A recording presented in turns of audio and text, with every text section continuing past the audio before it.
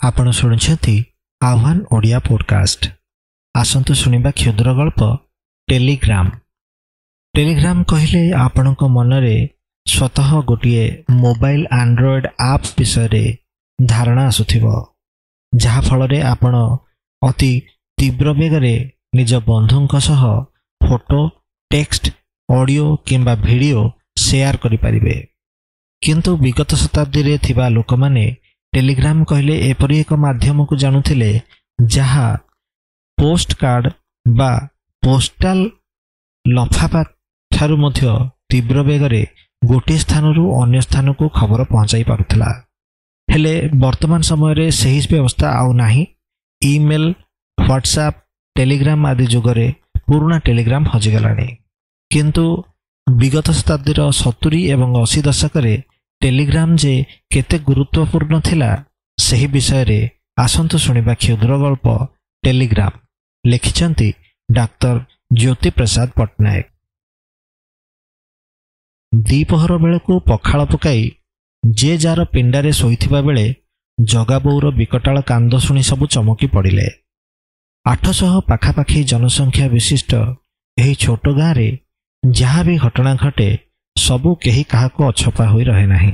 जगा बोउर कांद शुणी कांथी से पाखरु उला बोउ कहला, आलो किस हैला, एते रड़ी छाड़ी गाँ काहींकी कंपौचु। थर थर हाथ रे जगा बोउ धरिथिबा टेलीग्रामटी देखाइला।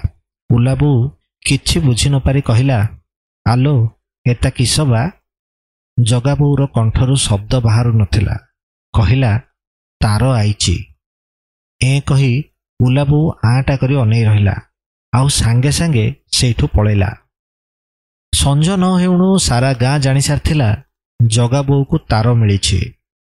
मुहरे निया से पोस्ट पियन को कहिली, किस लेखा हेछि टिके पढ़ी देंतुनी। चंडालटा मते कटमट करी चाहिला आउ पळाइला। दुआरे बसी दुख बखाणुथिला जगा बोउ। साही माइपे सबु एकाठी बसी ता मुह को चाहि थांती। उला बोउ कहला, किस कहबिलो मा, जेमिति से टेलीग्राम देखिछि मोर तो मुह बुलेई देला जे तले कचाड़ी हेई पड़िली। ओढ़ना तलू जुलुजुलिया आखिरे चाहिथिला महांती घरर नुआ बोहुटा। कहला, पढ़ी देउन सेथिरे किस लेखा हेछि। समस्ते ताकू आ करी चाहिले। सासु तार कहला, थालो चंडी, तू केते पाठ पढ़ा देखेई होछु देखिबा। तो नारे टेलीग्राम आसु देखिबू। फाँ करी जदि मूर्छा जाइनु बोइले मो ना नाई। सबु खाली बसिछन्ते, चर्चा चलीछि। गाँ मंडप उपरे जगा पापा बसी गाँ भेंडा दिंडा मानकू कहानी शुणाउछि। दंडू कहला, आउ कका कौन करिबा, एबे से गिरामटा कोठी रखिछ। जगा बापा कहूछि, पूजा घर कांथरे ओळनारे नाली कनाटे पकई रखि देइछि। पुरोहितंकु पचारिथिली, कहिले दीटा शुद्ध सुवर्ण अरुआ चाउल चिमुटाए हलदी गुंड देई रखिदे। बास रखि देइछि। देखिबा जहा भाग्ୟରେ थिबो। सबु उठिले जे जा घर को जिबे। संज 7टा हेलाणी। खाई पी शोइले सकाळु काम धाम रे मातिबे। द्वितीय दिन बेलुड़कू गाँ दांडरे सभा पड़िला। कौन करिबा 2 दिन होइगला टेलीग्राम आसिला परठू गाँ रे किछि अघटन घटेनी। हेले किए जानिछे कौन हेबो। एमिति सभा चलीथिला बेलकू हठात बलिया ओडियार बलद दौड़ी आसी 2-3 जन को चकुड़ी देई पळाइगला।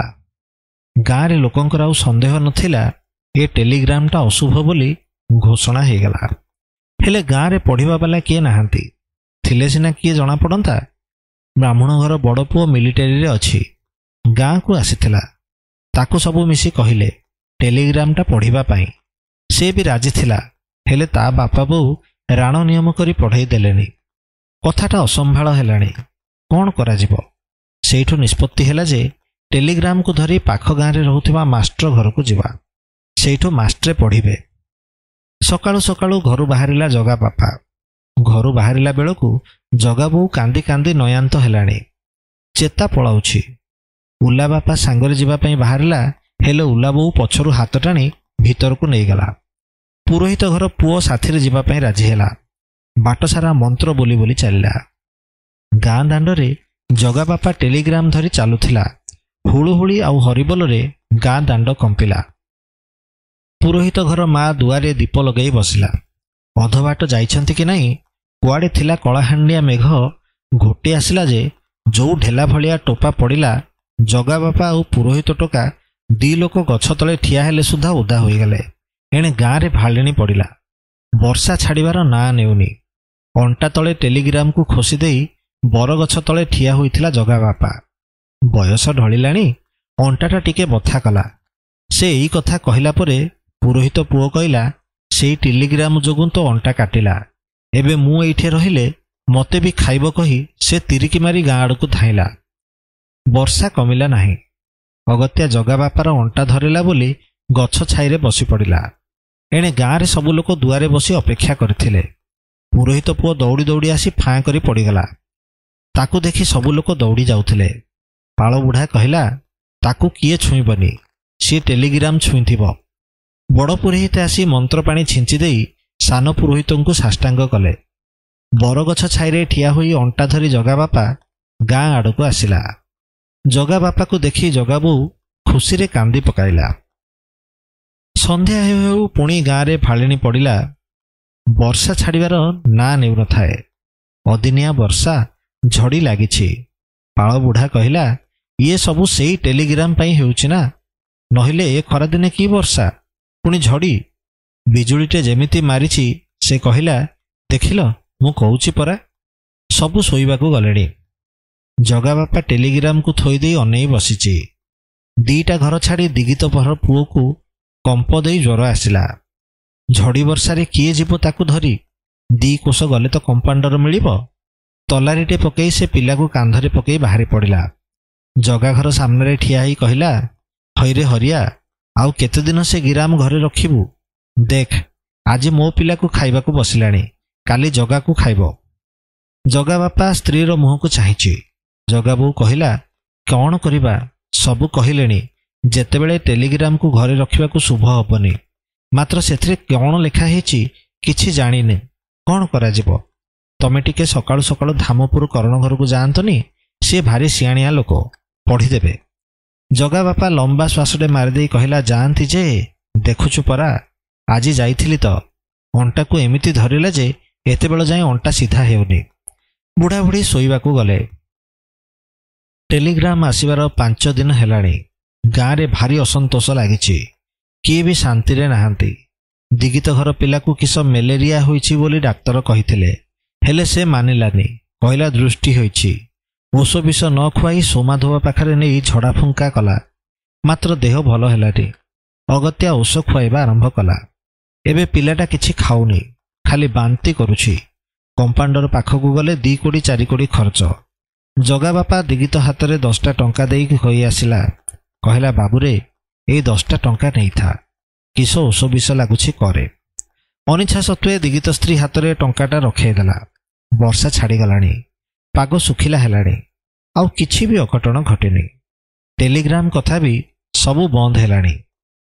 ଆଜିକୁ 6 ଦିନ ହେଇଗଲା। ଟେଲିଗ୍ରାମର ଭୂତ କିଛି ଅଘଟଣ କରୁନି ବୋଲି ସବୁ ଶାନ୍ତିରେ ଥିଲାବେଳେ ସକାଳୁ ସକାଳୁ ଗୁହାଳରୁ ଗାଈ ଖୋଲି ଚରାଇବାକୁ ନେଇ ଆସିଥିବା ଗାଉଡ଼ୁ ଟୋକାଟା ଜଗାଘର ସାମ୍ନାରେ ହିଁ ଝୁଣ୍ଟି ପଡ଼ିଗଲା। ଗାଈ ଚରାଇବାକୁ ନେବ କ'ଣ, ସେଇଠୁ ସିଧା ଚାଲିଲା କମ୍ପାଉଣ୍ଡର ଘରକୁ। ସଞ୍ଜ ବେଳକୁ ଆସିଲା ବେଳକୁ ଗୋଡ଼ ଉପରେ ମୋଟା ପ୍ଲାଷ୍ଟର ବନ୍ଧା ହେଇଛି। ବିଚାରଟା ମାସେ ପାଇଁ ଘରେ ବସିବାକୁ ବାଧ୍ୟ ହୋଇଗଲା। ଗାଁ ଲୋକଙ୍କ ସାମ୍ନାରେ ମୁଣ୍ଡ ଟେକି ପାରିଲାନି ହରିଆ। ପୁରୋହିତ ଆସି ହରିଆ ବାହୁରେ ହଳଦୀ ଆଉ ମନ୍ତ୍ରଦିଆ ସୂତା ବାନ୍ଧିଦେଇ କହିଲେ, କାଲି ସଅଳ ସଅଳ ଉଠିଯାଇ ସେ ଅଭିଶପ୍ତ ଟେଲିଗ୍ରାମକୁ ନଈରେ ଭସେଇ ଦେଇ ଆସିବୁ। ଅବାଧ୍ୟ ପିଲାଟେ ପରି ସେ ହଁ ଭରିଲା। ସକାଳୁ ସକାଳୁ ଉଠି ମୁହଁ ଅନ୍ଧାରରେ ଜଗାବାପା ଟେଲିଗ୍ରାମ ଧରି ଚାଲିଲା ନଈରେ ପକାଇବା ପାଇଁ। ଗାଁଠୁ କୋସେ ଦୂରରେ ନଈ। ପୁରୋହିତ କହିଥିଲେ, ସୂର୍ଯ୍ୟ ଉଇଁଲା ପୂର୍ବରୁ ସେ ଟେଲିଗ୍ରାମ ନଈରେ ଭସାଇବାକୁ, ତେଣୁ ତରତର ହୋଇ ପାଦ ପକାଇ ଚାଲୁଥିଲା। ବାଟରେ କାହା ସହିତ କଥା ହେବନି ବୋଲି ବିଶେଷ ମନ୍ତବ୍ୟ ଦେଇଥିଲେ ପୁରୋହିତ। ତେଣୁ ସେ ଧାଇଁ ଧାଇଁ ଚାଲୁଥିଲା। ଟେଲିଗ୍ରାମକୁ ମୁଠାରେ ଧରି ଧାଉଁଥିଲା। ସେଇ ବାଟରେ ରାମପୁର ଥାନାର ଗାଡ଼ି ଯାଉଥିଲା। ଥାନାବାବୁ ରାସ୍ତାରେ ମୁହଁ ଅନ୍ଧାରରେ ଧାଉଁଥିବା ଲୋକଟାକୁ ଦେଖି ଧରି ଆଣିବାକୁ ଆଦେଶ ଦେଲେ। ଜଗାବାପା ମନେ ମନେ ପ୍ରମାଦ ଗଣିଲା। ଆଉ କେତେ ହଟହଟା କରିବ ଏ ଟେଲିଗ୍ରାମ, ମନକୁ ମନ କହିଲା। ଯାହା ପଚାରିଲେ ମୁହଁ ଖୋଲିଲାନି। ଅଗତ୍ୟା ଥାନାବାବୁ କହିଲେ, ୟାକୁ ଗାଡ଼ିରେ ପକାଅ, ଥାନାକୁ ଚାଲ। ଥାନାରେ ଯେତେ ପ୍ରଶ୍ନ ପଚାରିଲେ ବି ସେ କିଛି କହିଲା ନାହିଁ। ଶେଷରେ ଥାନାବାବୁଙ୍କ ରାଗ ପଞ୍ଚମରେ ପହଞ୍ଚିଗଲା। ଆଉ ନିଜ କୁର୍ସିରୁ ଉଠି ଯେମିତି ହରିଆ ଗାଲରେ ଚାପୁଡ଼ାଏ ଦେଇଛନ୍ତି, ବୋପାଲ ମରିଗଲି ବୋଲି କହିଲା ହରିଆ।